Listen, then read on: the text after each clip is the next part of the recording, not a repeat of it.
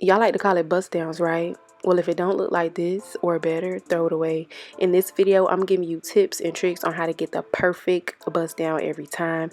And I did this using a Remy hair wig. So let's get into it. Girl, this hair is so long, and look how big this box is. I got this hair from Raregen, and all their information is in my description box.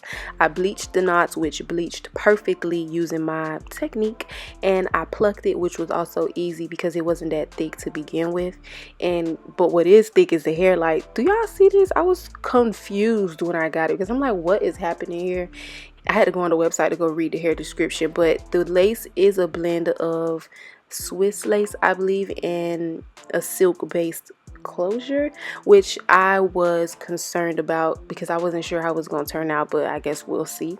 Please clean your hairline of excess dirt and makeup, or else your wig will not stand a chance. If y'all didn't see that video when I didn't do it, then you better go watch it. Make sure you're using a lace glue that actually works. This is the best lace glue that I've ever used, along with the Walker's tape, but that's kind of messy. Next, if you are smoothing out your layers of glue with a rat tail comb, make sure it's clean and does not have gunk of like old glue on it, or else you just sabotaging your install. Y'all saw me do my widow's peak. If you want a widow's peak, I highly recommend putting a widow's peak, especially on a bust down, because it just gives your wig some personality. You need to draw it out in the shape of a widow's peak, which is like a triangle, and when you blend it out, you need to keep it in that same shape. And as you can see, my bald cap is following the shape of my natural hairline. So as I apply glue to my bald cap, I'm following the shape of my natural hairline. It's not just no hairline that just goes in a semicircle across my hairline. If that's how your hairline is naturally, then cool, you can still add a widow's peak. But if your hairline comes out further on your temples, goes further in on the sideburns, follow your hairline and your wig will look so much better and so much more natural. I did about 2 to 3 layers, and what's the rush? You gotta wait, let this glue dry clear. While I was waiting, I applied the excess makeup that was on the brush from my bald cap to the bottom of the lace. I don't like to gunk up my lace with too much makeup, so that's why I only used the excess. I did not add any more. When I'm applying my wigs, I start in the middle. I make sure that I bring the hairline far out enough to cover all the glue that I laid down. That's another thing. If you don't cover all the glue that you laid down with hair, you're going to either have excess lace stuck to your skin, or you're going to have glue residue on your skin, and either way, none of them look good. So make sure that you're bringing the hairline far out enough to perfectly align with the glue, or just a little bit past the glue, so you don't end up losing too much hair when you cut off the excess. I apply in the middle, and then I go to my temples. You see how it was not far enough? I could see the excess glue. I could see the lace with no hair on it sitting on the glue, and I don't like that. So I took it off, and not took it off, but I rearranged it before things got, set in stone, and then I would have been stuck. So after my temples, I go down to my sideburns, and I'm using my comb, and I'm using a light hand to comb it in so that it could start melting into the glue. So once I got the lace completely on, I like to go in and cover it with a silk band first, and after I tie that, I make sure that I pull the lace out forward to make sure that I don't start blow drying this and then it's melting not where it's supposed to be. So I always pull the lace out forward even after I put on my second band, to really make sure that things are where they're supposed to be. I blow dried that for about, honestly, 5 minutes, and then I took it off. The wig fit perfectly. I didn't have no problems with it sliding back or nothing, which thank you Jesus, because that happened to me recently and I almost cried. So we know we laid down the widow's peak glue in the shape of like a triangle, right? So when we go to cut, we know that we're going to be cutting it out in the shape of a triangle. The widow's peak is glued down, so I can't cut it off. I can't even lift it because it's glued down, but the hair around it is not glued down. It don't have no glue on either side of the widow's peak, at least not that far out. Okay, so we got the widow's peak out, but we need to keep cutting the excess lace. Imagine if I took my scissors and just cut it like this. I can't even see what I'm doing. I have to part out the hair. As much hair that you could see is not glued down, as much lace as you could see is not glued down. You want to part that out because that's what you're going to be cutting off. But I did decide to keep more hair than I technically should have, because I'll show y'all why in a second, but let me go ahead and cut off this excess hair. Okay, now look, if I would have actually cut off all the lace that was not laid down to no glue, look at the hairline. It don't look like I plucked nothing, and it's too close to the silk part of the lace, so you'll be able to see that if you're up close. So I decided to keep the extra hair to be able to conceal that, and I'll just add extra glue under this lace. I still look like I have a widow's peak because the hairline is still further back than my widow's peak, so it's fine. But for the rest, I'm gonna cut off as close to the glued down parts of the lace as possible. Now I can keep all of this lace right here, right? But that will make my hairline so basic. I already laid down my glue in the shape of what I want my hairline to look like, so I'm gonna follow it.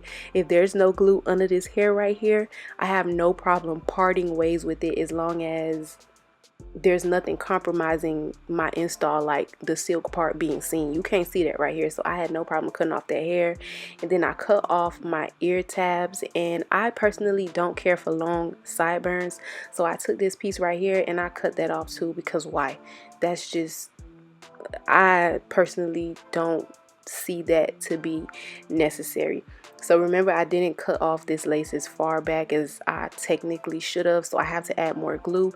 And another tip is, if you did 2 to 3 layers of glue along your hairline, you need to do 2 to 3 layers of glue on these little excess pieces that need more glue. Because why would you not put the same amount of layers? You want your edges to start curling up faster than the rest of the hair? That's weird. So when the glue dried clear, I pressed the lace into the glue, and now that this side is laid, we're going to continue on the other side. Remember, you got to part out this hair so you can see what you're doing. And on this side, I didn't have the problem with needing to keep extra lace, really. It's just a little bit, but I didn't have as much of a problem as the other side, where I could actually start seeing that silk part of the lace. So that was cool.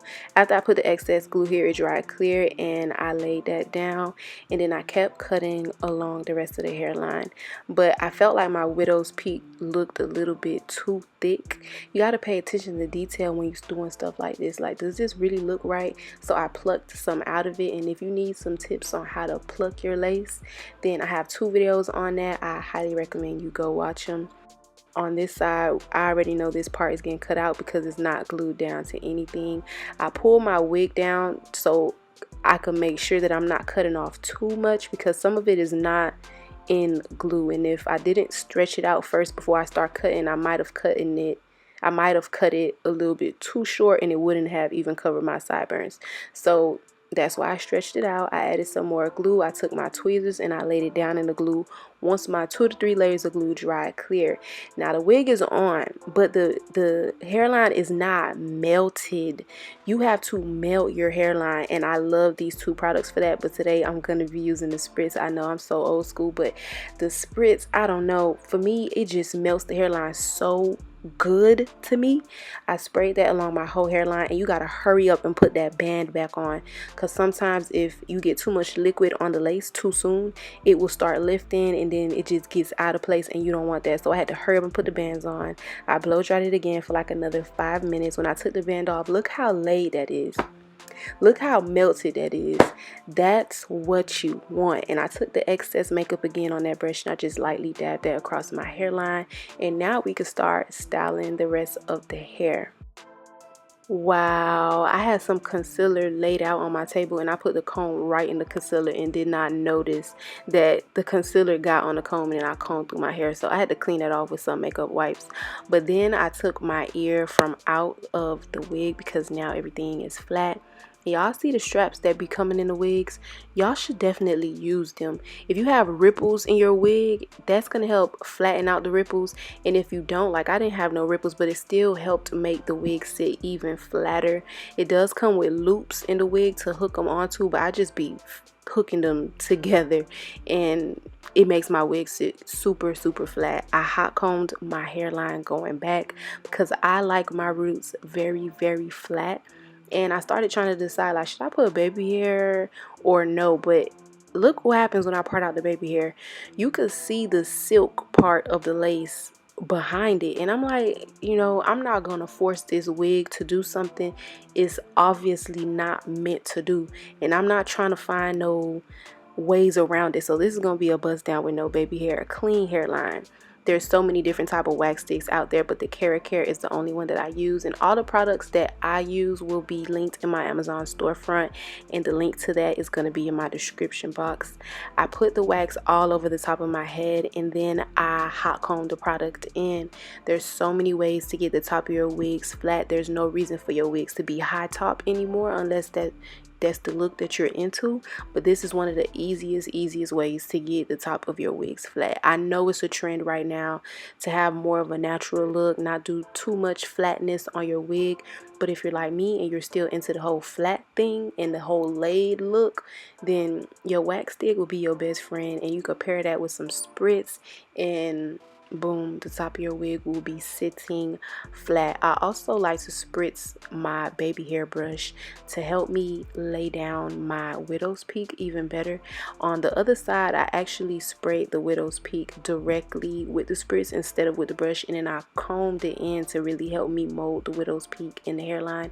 And I actually like this better than spraying the brush and then using the brush. It just looks more laid and neat and intentional to me. I also take that spritz and I sprayed it on like the rest of my edges, the rest of my hairline, and I brushed them back because, like I said, I really like the laid look in my mind. If my hair is laid flat like this, it looks like it's growing out my scalp even more because you could see the lace, you could see the plucking, you could see that I bleached these knots, like you could see my work.